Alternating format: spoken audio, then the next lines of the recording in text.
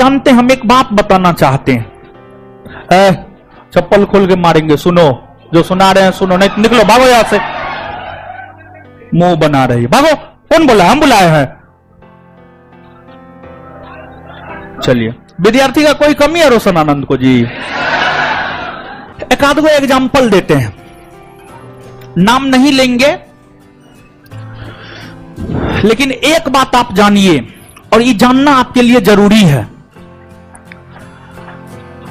एक इतिहास के टीचर है जिसको सिर्फ आप बकैती करते ही देखेंगे।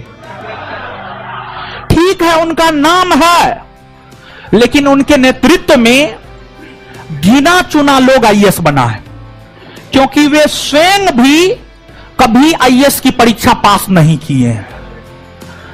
एक ये हो गया। दूसरी बात, आपको हम अनेकों एग्जाम्पल दे सकते हैं। जैसे इस संस्थान की अगर आप बात करेंगे तो इस संस्थान से सैकड़ों दरोगा बना है, सैकड़ों दरोगा बना है। उसके पीछे रीजन क्या है जानते हैं?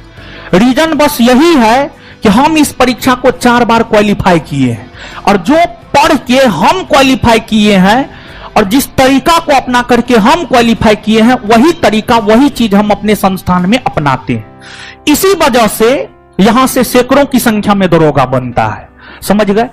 और कुछ लोग जिसको किसी भी चीज का कोई अनुभव नहीं है, ना तो उसने कभी यूपीएससी का पीटी परीक्षा भी पास किया है, ना तो कभी बीपीएससी का पीटी परीक्षा भी पास किया है, ना कभी जीवन में नीट जेई का एग्जाम दिया होगा, वो भी आपको यूपीएससी को पढ़ाने चला है, वो भी बीपीएससी को पढ़ाने चला है, नीट को पढ़ाने चला है। यूपीएससी बीपीएससी तक तो समझ में आता है, लेकिन नीट जेई समझ में नहीं आता है। और कुछ लोग अपना फेस वैल्यू बना करके उसको भंजा रहे हैं, आप लोग समझते नहीं है। जो स्वयं कभी कोई परीक्षा पास नहीं किया, दरोगा तक का परीक्षा पास नहीं किया है, वो क्या आपको बनाएगा? समझ गए?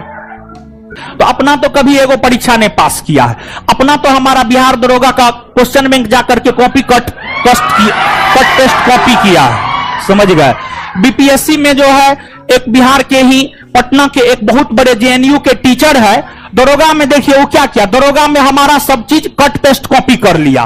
और बीपीएससी में जो है जेएनयू के एक बहुत प्रसिद्ध टीचर है, बीपीएससी में सारा मटेरियल उसका कट पेस्ट कॉपी कर लिया। अब नाम जो भी आप पता कर लीजिएगा, वो केस मुकदमा भी किया है, समझ गए? और यूपीएससी में भी वो किसी का कट पेस्ट कॉपी ही किया है, तो कट पेस्ट कॉपी तो शुरू से आदत रहा है, वही करेगा, समझ गए? और आप लोग समझते नहीं है, नहीं समझिएगा तो हमारा क्या लीजिएगा, समय आपका जाएगा, आप बर्बाद होइएगा।